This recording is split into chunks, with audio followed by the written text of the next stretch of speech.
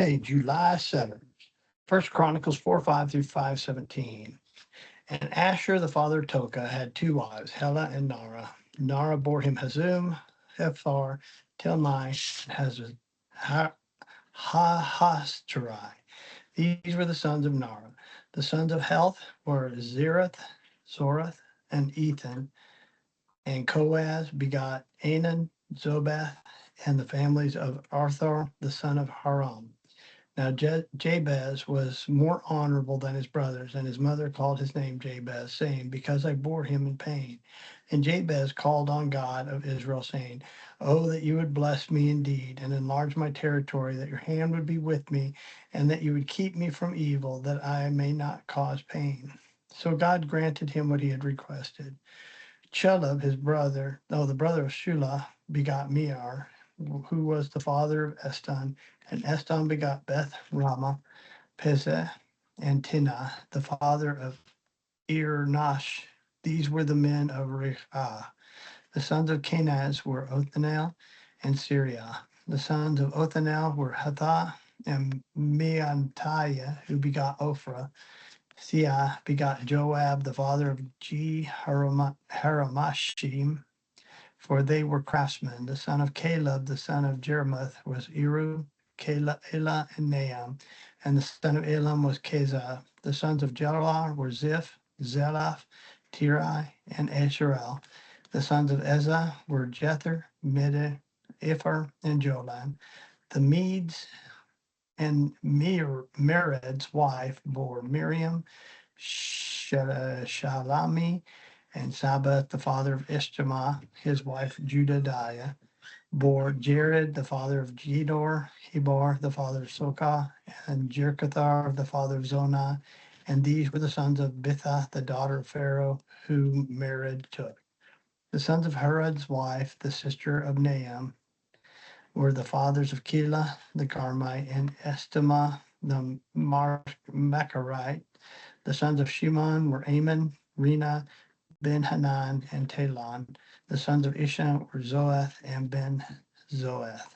The sons of Selah were the sons of Judah, were and the father of Leach, Ladeth, the father of Merash, the families of the house of the linen workers of the house of Eshbah, and Jocham, the men of Chobaz, and Joash, Sephra, who ruled Moab, and Jabesh, Liam. Now the records are ancient. These were potters, and those who dwelt in Natham and Gerdon, and they dwelt with the king for his work. The sons of Simeon were Nemiel, Jamin, Zeba, and Shaul.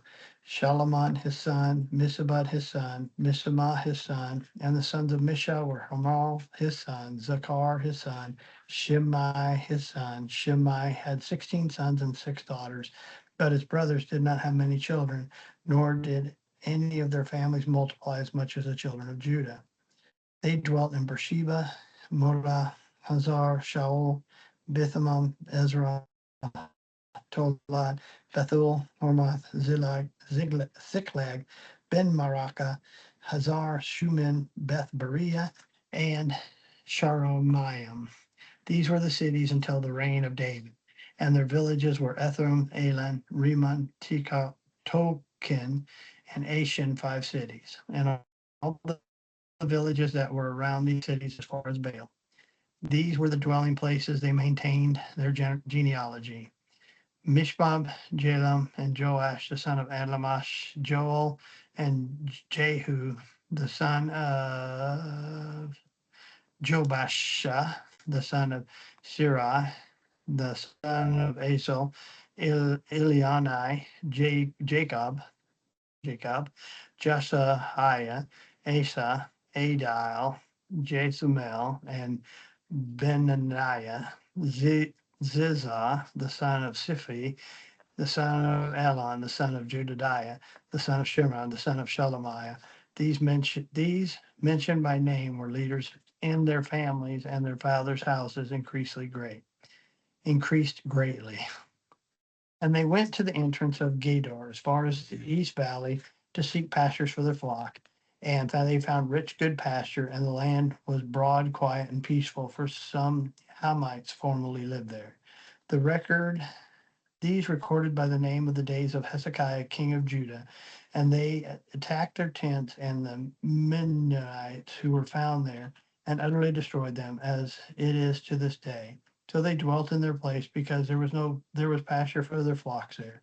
Now some of them, 500 men of the sons of Simeon, went to Mount Seir, having as their captives Pelach, Neroth, Ramoth, and Uzel, sons of Ishi, and they defeated the rest of the Amalekites who escaped, and they dwelt there to this day.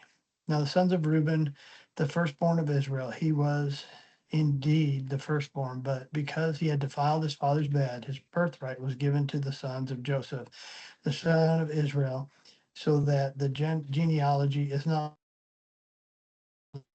listed according to the birthright. Yet birthright, although the birthright with Joseph, the sons of Reuben, the firstborn of Israel, were Hanas, Palul, Hezron, and Camarai. The sons of Joel were Shemai, the son of Gog, his son, Shemiel, his son, excuse me, Micah, his son, Rila, his son, Baal, his son, and Bereth, his son, excuse me, whom Tagath Pislar, king of Assyria, carried into captivity. He was a leader of the Reubenites, and his brethren by their families, when the genealogy of their generations was registered, the chief Jezel and Zechariah, and Bela, the son of Asa, the son of Shimon, the son of Joel, who dwelt in Aaron, as far as Nebo and Baal Menon.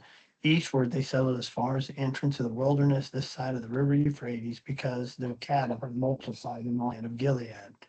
Now, in the days of Saul, they made war with the Hagarites, who fell by their hand, and dwelt in their tents throughout their entire area east of Gilead. And the children of Gad dwelt next to them in the land of Bashan, as far as Salcah.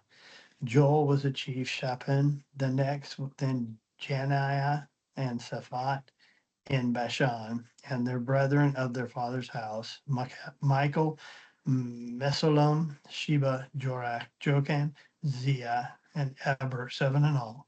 These were the children of Abihail, the son of Huri, the son of Jorah, the son of Gilead, the son of Michael, the son of Josad, the son of Jado, the son of Buz, Ahad, the son of Adil, the son of Gunai, was chiefs of their fathers' houses. And the Gadites dwelt in Gilead, in Bashan and its villages, and all the common lands of Sharon within their borders. All these were registered by genealogies in the days of Jotham, king of Judah, and the days of Jeroboam, king of Israel. Acts 25, 1 through 27. Now, when Festus had come to the province, after 3 days he went up from Caesarea to Jerusalem. Then the high priest and the chief men of the Jews informed him against Paul, and they petitioned him, asking a favor against him, that he would summon him to Jerusalem while they laid an ambush along the road to kill him. But Festus answered that Paul should be kept at Caesarea, and that he himself was going to be there shortly. Therefore, he said, let those who have authority among you go down with me and accuse the man, to see if there's any fault in him. And when he had remained among them more than 10 days, he went down to Caesarea. And the next day, sitting on the judgment seat, he commanded Paul to be brought. When he had come, the Jews who had come down from Jerusalem stood about and laid many serious complaints against Paul, which they could not prove. While he answered for himself, neither against the law of the Jew, nor against the temple, nor against Caesar have I offended in anything at all. But Festus, wanting to do the Jews a favor, answered Paul and said, are you willing to go up to Jerusalem and there be judged before me concerning these things? So Paul said, I stand at Caesar's judgment seat, where I ought to be judged. To the Jews I have done no wrong, as you very well know. For if I am an offender or have committed anything deserving of death, I do not object of dying. But if there's nothing in these things of which these men accuse me, no one can deliver me to them. I appeal to Caesar. Then Festus, when he had conferred with the council, answered, you have appealed to Caesar you shall go.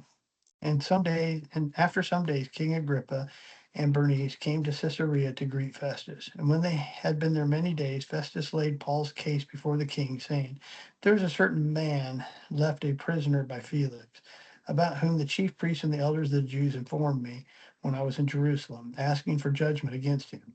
To them I answered, it is not the custom of the Romans to deliver any man to destruction before the accused meets accusers face to face and the opportunity to answer for himself concerning the charge against him. Therefore, when they came together without any delay, the next day I sat in judgment seat and commanded the man to be brought in. When the accuser stood up, they brought no accusation against him of such things as I suppose, but had some questions against him about their own religion and about a certain Jesus who had died, who Paul affirmed to be alive. And because I was uncertain of such questions, I asked whether he was willing to go to Jerusalem there and be judged concerning these matters. But when Paul appealed to be reserved for the decision of Augustus, I commanded him to be kept till I could send him to Caesar. Then Agrippa said to Festus, I also would like to hear this man myself. Tomorrow, he said, you shall hear him. So the next day, when Agrippa and Bernice had come with great pomp and entered the auditorium with the commanders and the prominent men of the city, at Festus' command, Paul was brought in. And Festus said, King Agrippa and all the men who are here present with us, you see this man whom about the whole assembly of the Jews petitioned me, both at Jerusalem and to here, crying out that he was not fit to live any longer. But when I found that he had committed nothing deserving of death, and that he himself had appealed to Augustus, I decided to send him. I have nothing certain to write to my Lord concerning him. Therefore I brought him out before you, especially before you, King Agrippa, that you may that so that after the examination has taken place, I may have something to write. For it seems to be unreasonable to send a prisoner and not specify the charges against him. Psalms 5, 1 through 12. The chief musician with flutes, a psalm of David. Give ear to my word, O Lord. Consider my meditation. Give heed to my voice of my cry, my King and my God. For you I will pray. My voice you shall hear in the morning, O Lord. In the morning I will direct it to you, and I will look up. For you are not a God who takes pleasure in wickedness, nor shall evil dwell with you. The boastful shall not stand in your sight. You hate all workers of iniquity. You shall destroy those who speak falsehood. The Lord abhors the bloodthirsty and deceitful man. But as for me, I will come into your house in the multitude of your mercy. In fear of you, I will worship toward your holy temple. Lead me, O Lord, in your righteousness because of my enemies. Make your way straight before my face, for there is no faithfulness in their mouth. Their inward part is destruction. Their throat is an open tomb. They flatter with their tongue. Pronounce him guilty, O God. Let them fall by their own counsels. Cast them out of the multitude of their transgressions, for they have rebelled against you. But let all who rejoice who put their trust in you. Let them ever shout for joy because you defend them. Let those who love your name be joyful in you. For you, O Lord, will bless the righteous. With favor, you shall surround him as with a shield. Proverbs 18:19. A brother offended is harder to win than a strong city, and contentions are like the bars of a castle. All right. See you all tomorrow.